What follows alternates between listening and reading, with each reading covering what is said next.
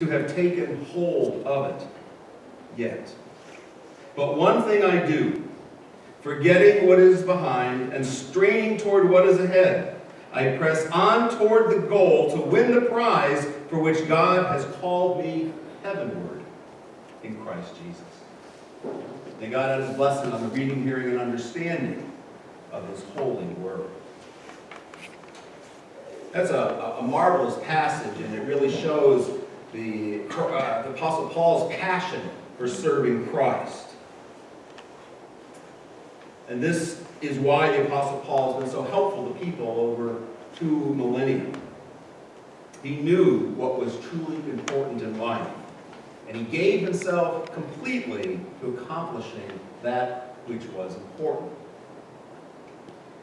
Many people live ineffective lives because they do not focus on what is important. One of the most important lessons of life involves setting priorities and then maintaining those priorities, putting first things first.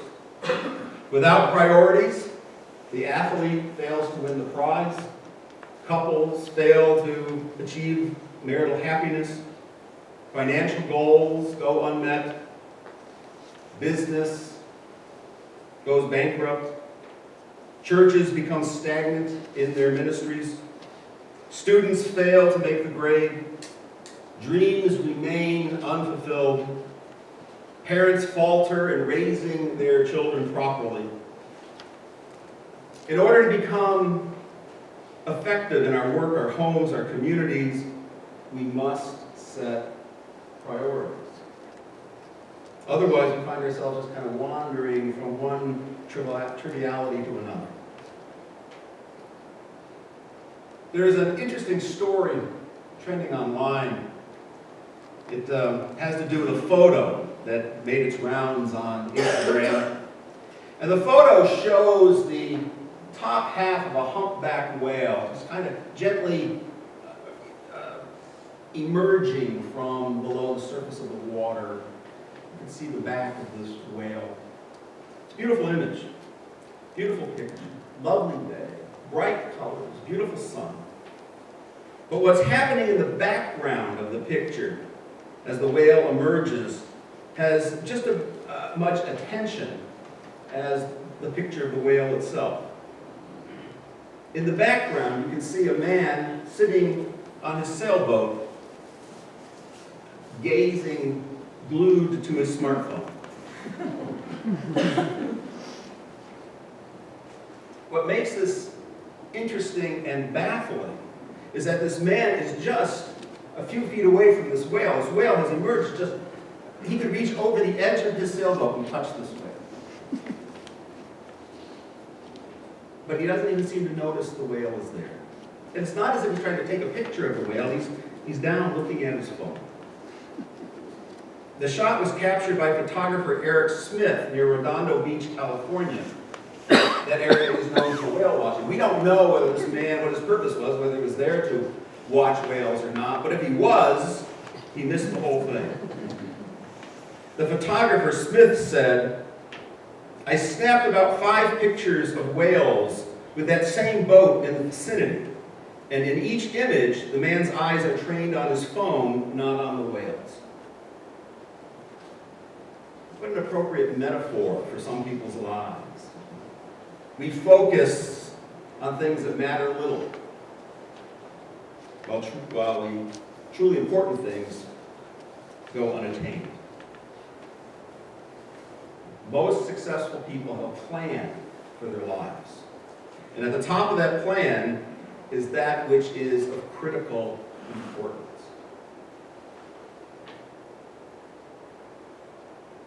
Successful living is about taking care of those things that matter most.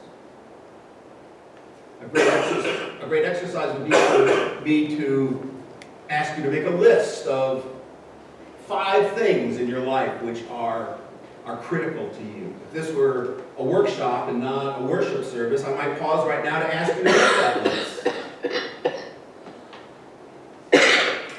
Where does your spouse fall on your list? Your children, your work, your community, etc.? Where does your faith fall on that list? And then, realistically, ask yourself, how well does your weekly schedule reflect your priorities? Will your priorities help make you the kind of person you mean to be?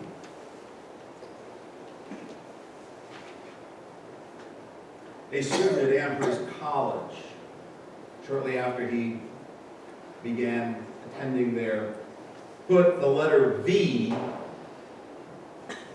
above his door in his dorm room.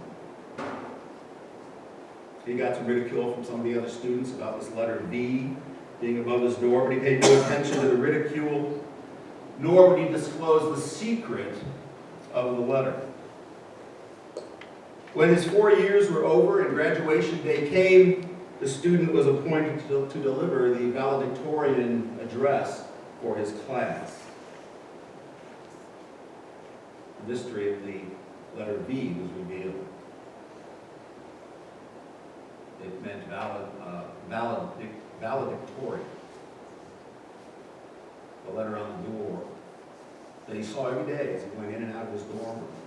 For 4 years, held the goal that he had set before him.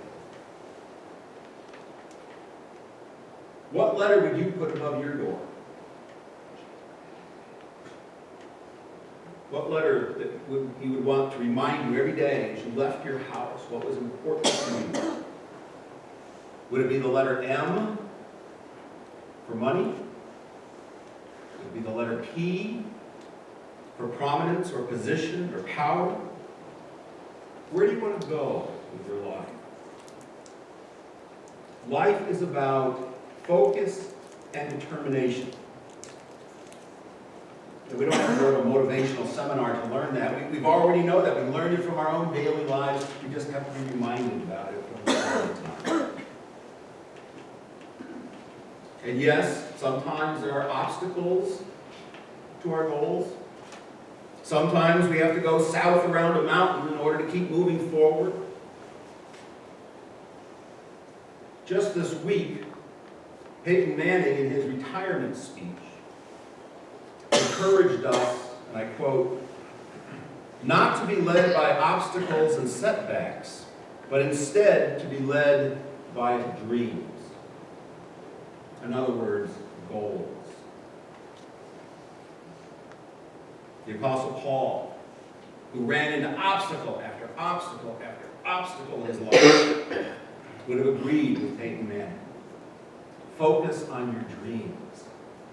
Keep your eyes set on the goal. The Apostle Paul's goal was focused on serving Christ. But one thing I do, he writes in today's lesson, forgetting what is behind and striving towards what is ahead, I press on toward the goal to win the prize for which God has called me heavenward in Christ Jesus. The Apostle Paul's life was focused on serving Christ. There's no stopping anyone with that kind of focus and commitment. Max Lucado, in his book, The Applause of Heaven, tells about a remarkable man by the name of Robert Reed who had just this kind of focus in life. Robert's hands were twisted, writes Lucado, and his feet were useless. He can't bathe himself, he can't feed himself, he can't brush his teeth, comb his hair, or put on his underwear. His shirts are held together by strips of Velcro. His speech drags like a worn-out audio cassette. Robert has cerebral palsy. The disease keeps him from driving a car, riding a bike, and going for a walk. But it didn't keep him, says Lucado, from graduating from high school or attending Abilene Christian University, from which he graduated with a degree in Latin. Having cerebral palsy, it didn't keep him from teaching at St. Louis Junior College or from venturing overseas on 5 mission trips. And Robert's disease didn't keep him from becoming a missionary in Portugal. He moved to Lisbon alone in 1972, where he rented a hotel room and began studying Portuguese. He found a restaurant owner who would feed him after rush hour, and a tutor who would instruct him in the language. Then he stationed himself daily in a park where he would distribute brochures about Christ. Within 6 years, says Max Lucado, he led 70 people to the Lord.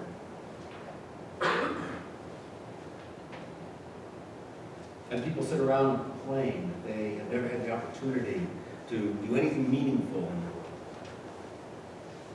Do you have cerebral palsy? So what are you complaining about? Well, I know that sounds very harsh. But here's where you and I often lack focus and commitment, especially in our Christian faith. The Apostle Paul writes, "But one thing I do, forgetting what lies behind, and striving forward for what lies ahead, I press on toward the goal, to win the prize for which God has called me heavenward in Christ Jesus." Many people live ineffective lives because they do not set priorities. Successful living is about taking care of those things that matter most. The Apostle Paul's life was focused on serving Christ, as well as should our life, as individuals and as a congregation. The Australian coat of arms includes a picture of two animals, the emu and the kangaroo. Australian coat of arms. And these animals were chosen because they share a characteristic that appealed to the forefathers of that particular country. Both the emu and the kangaroo can only move forward. They can't back up. The emu, because of its three-toed foot, when it tries to step backwards, causes it to fall over sideways. And the kangaroo can't go in reverse because of its long tail.